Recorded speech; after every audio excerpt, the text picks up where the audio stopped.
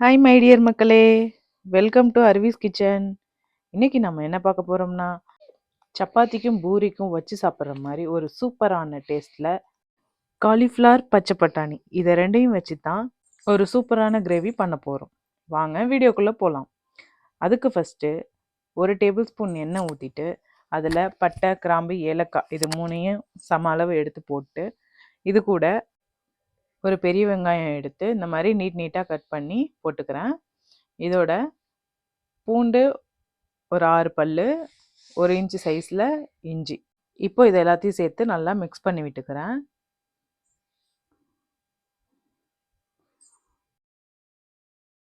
இது நல்லா வதங்கினதுக்கப்புறம் ஒரு மீடியம் சைஸ் தக்காளி இதோட சேர்த்துக்கிறேன். அதையும் நல்லா மிக்ஸ் பண்ணி விட்டுக்கிறேன்.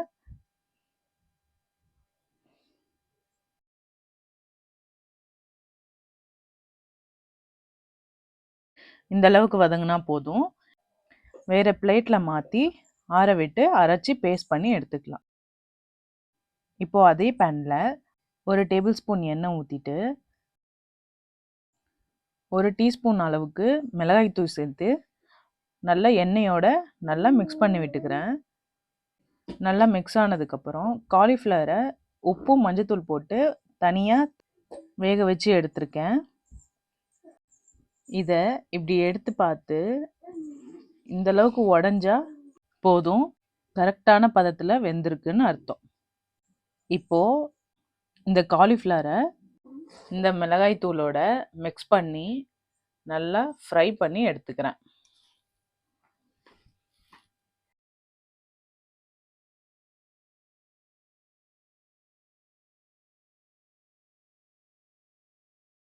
நல்லா மிக்ஸ் ஆகிடுச்சு. இப்போது கிரேவி ரெடி பண்ணிடலாம். அதுக்கு அதே கடாயில் 1 டேபிள் ஸ்பூன் எண்ணெய் ஊற்றிட்டு இதில் 1 டேபிள் ஸ்பூன் மிளகாய் தூள் சேர்த்து மிக்ஸ் பண்ணி விட்டுக்கிறேன்.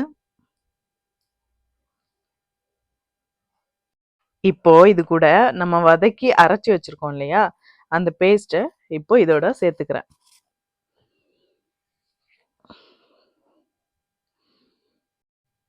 இப்போ இதை நல்லா அந்த மிளகாய் தூளோட நல்லா மிக்ஸ் ஆகிற அளவுக்கு கிளறி விட்டுறலாம்.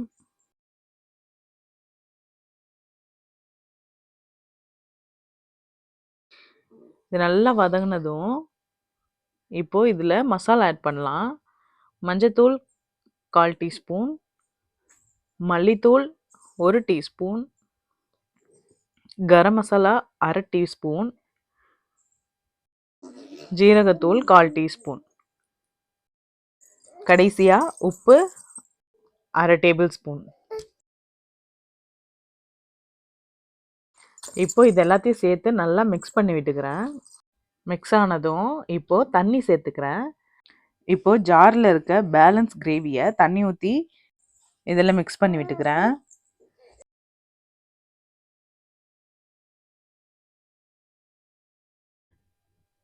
இது நல்லா கொதிஞ்சதுக்கப்புறமா இப்போது பச்சை பட்டாணியும் காலிஃப்ளவர் ஃப்ரை பண்ணி வச்சுருக்கோம் இல்லையா, அதையும் சேர்த்து நல்லா மிக்ஸ் பண்ணி விட்டுக்கிறேன்.